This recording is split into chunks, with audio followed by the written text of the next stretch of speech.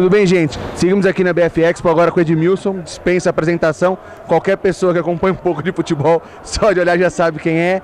Edmilson, primeiro prazer ter você aqui com a gente, obrigado por parar para falar um pouco com nós, né? Mas aqui vamos falar um pouco, o Edmilson é um atleta, todo mundo sabe quem foi, o que foi, tudo que ganhou, Copa do Mundo, os campeonatos todos que passou, os times que passou. Vamos falar agora um pouco pós-atleta, projeto do SCA, o time que você está aí como dono, como comandando, como que está o projeto, como que é para você agora estar desse outro lado, além de, né, entendendo, olhando o jogador de futebol e se preocupando com, não só com o jogador, mas com todo o projeto, toda a gestão de um time, como que é isso?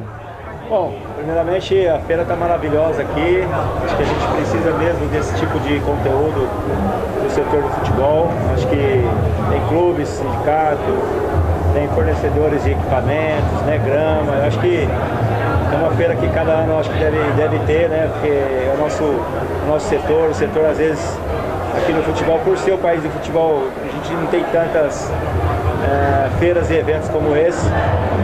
Antes de começar o SCA, eu queria falar um pouquinho da Fundação Edmilson, porque foi daí que nasceu a ideia de começar a fazer futebol, né? Nesse período todo aí de 16 anos de fundação, quando completou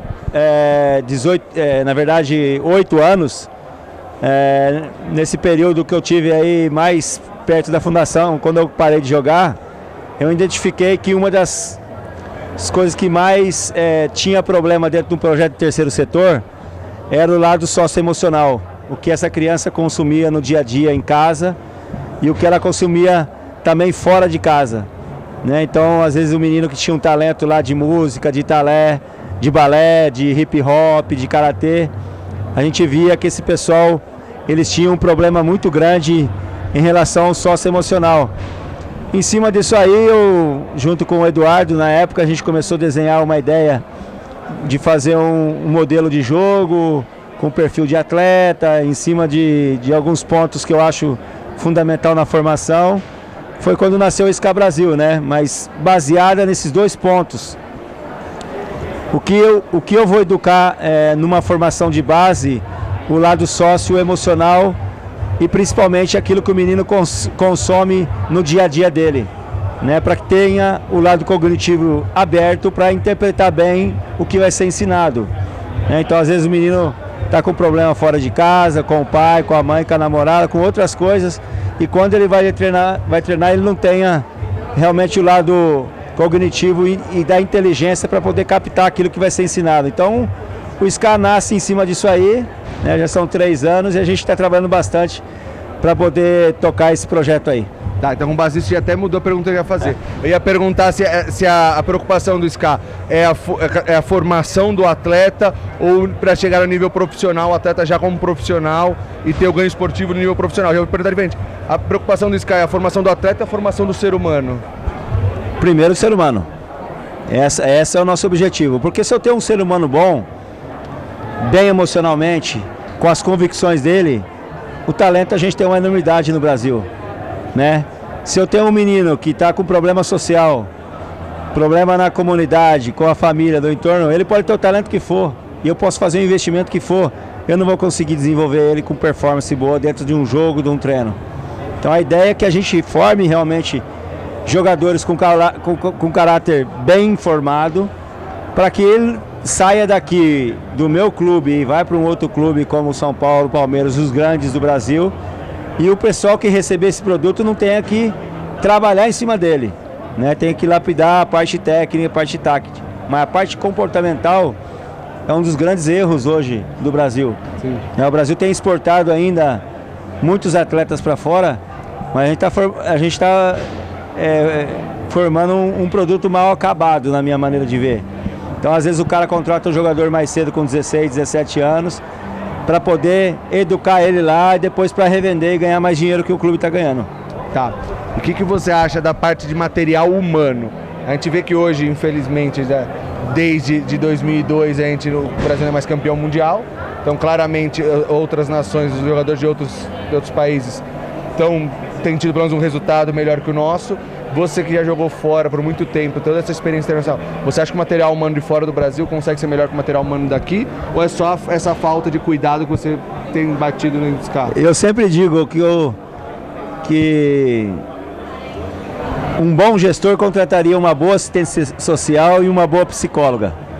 Porque essa geração jovem é uma geração que não é a de 20 anos atrás. Eu tenho uma filha de 20 anos que nasceu em 2002. Hoje o público dela, as pessoas que ela segue, é totalmente diferente do público meu da minha época, de 20 anos atrás, de rede social, de internet, de ostentação, de vaidade. Então a gente tem que tentar se adaptar a isso, mas seguir os princípios e valores de um clube de formação. Eu acho que a gente está perdendo um pouco de time disso. Então às vezes a gente está investindo muita tecnologia, em GPS, em corte de vídeo, mas a gente não está olhando para o lado humano. E o lado humano hoje em toda a sociedade está prejudicado. Se você pegar os últimos números da CBF, então falando em torno de 700 times profissionais, nós temos 31 clubes com o selo formador da CBF. Eu acho que aí fica bem claro, já que assim, não estou nem falando se o trabalho de formação do clube é o necessário, é o que precisa mesmo para formar um atleta, mas estamos falando em números exatos. São 700 clubes profissionais para 30 clubes formadores, né? Acho que fica muito claro que a formação no Brasil não está sendo bem cuidada. Não está sendo bem cuidada. Eu também já comentei até com o pessoal CBF e federação. Não é fácil tirar o selo de formador, é muita demanda, é muita petição, é muitas coisas que impossível de um time do interior de São Paulo ou da Bahia, de qualquer lugar, cumprir com todos, né? Não é dar uma flexibilizada, tem pontos que são primordiais, como pedagogo, assistente social, psicólogo, tem que ter, mas tem alguns pontos que não tem por que ter isso. Entendi. Né? Eu vejo porque a gente está renovando o nosso agora, porque em 2020 a gente não conseguiu, 2021 a gente não conseguiu jogar todas as categorias, e é difícil, é custoso e não temos receita. E é muito bom quando vem de uma pessoa como você, de um profissional que você foi bem do futebol, porque são para pessoas como você que ouvem.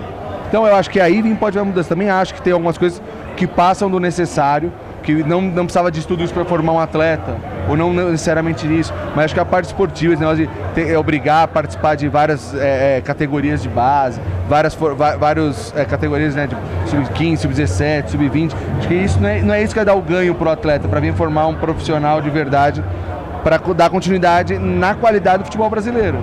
Você falou um número que eu não sabia, são 700 clubes e 31 tem. Sim. Dos 31 pode estar 90% que é time grande. Sim, claro. E o restante não sobrevive, né? E aí a safra ruim vem, por quê? Porque quem fornecia o jogador pro Corinthians, pro Palmeiras, pro São Paulo na época era o 15 de Jaú. Sim. Entendeu? E o 15 de Jaú tinha lá uma base boa, tinha 3, 4 refeições por dia, tinha assistente social, tem psicólogo. Hoje não consegue, porque hoje ficou tudo muito caro dentro do futebol. Então se a gente vê numa maneira geral, por que você acabou tendo uma safra boa? Porque parou o investimento de formação nos fornecedores dos times grandes, nas pequenas fábricas. E aí o que você me diz de algumas pessoas da imprensa que falam em acabar com os campeonatos estaduais e regionais? Não, eu sou contra. Eu sou contra. É você matar o nascedouro do atleta. Do atleta. O clube grande não tem condição de absorver tudo isso de atleta que tem. O atleta que às vezes com 10 anos é um craque, ele não vai virar profissional. E o menino às vezes com 16, que até os 16 não era nada excepcional, começa a se transformar num atleta. Acho que é muito por aí. Eu acho assim, que toda reforma, toda melhoria de um setor, ele tem que ser ouvido por todas as partes. Claro. E se você for fazer uma mudança, seja ela num calendário, ou se vai ter a Liga Brasileira de Futebol, todo mundo vai ganhar e alguns vão perder. É sempre assim, as grandes reformas da igreja, todas as grandes reformas que teve, alguém perdeu e alguém ganhou. Mas a gente tem que focar em cima de coisas que ganham o todo, né? Não só alguns. Então eu sou muito em cima disso e eu sou muito transparente nas minhas situações. Não sendo um crítico, mas tentando trazer soluções para que no contexto geral a gente possa trazer um melhor futebol como a gente é ainda durante 23 anos, mesmo exportando um produto teoricamente mal formado, a gente há 23 anos é o país que exporta mais jogadores. E a gente vê a última janela de transferência aí que os atletas brasileiros foram sumidade. Agora, uma última pergunta para te liberar, Edmilson. Você conhece o trabalho de sindicato.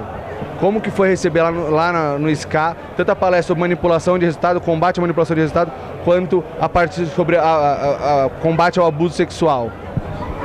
Cara, são áreas do terceiro setor, né, de conscientização, de poder ter a prevenção muito importante. Esses dias eu dei uma entrevista para um pessoal que cuida de bet e eu falei, ó, o cara que aposta em bet, ele tem que entender de futebol. É boa porque ele vai ser menos crítico pro time dele. Né? Estudar futebol, sim, claro. Pô. Saber se o cara tá machucado, se o treinador vai jogar com o time reserva, um monte de coisa. Segunda, eu vejo um lado bom porque tá entrando capital dentro dos clubes. Boa parte dos clubes, principalmente Série B, são patrocinados. A terceira, nós temos que ter muito cuidado na questão de concentração de manipulação de resultado. Né? Lá no SCA a gente traz palestra do sindicato, traz palestra de conscientização de abuso sexual, de racismo. A gente procura buscar do setor, que é onde cuida dos atletas, essa conscientização. E a gente tem que pregar o fair play. Né? Então, eu acho que tem que todo mundo olhar para o global do negócio. É benéfico? É, porque entra uma receita de um patrocínio que existe capital no mercado. Mas a gente tem que ter detalhes que a gente não pode deixar de estar atento. Perfeito. Edmilson, muito obrigado. Parabéns pela fundação, pelo SCA. Muito obrigado por ter falado um pouco com a gente. Até a próxima.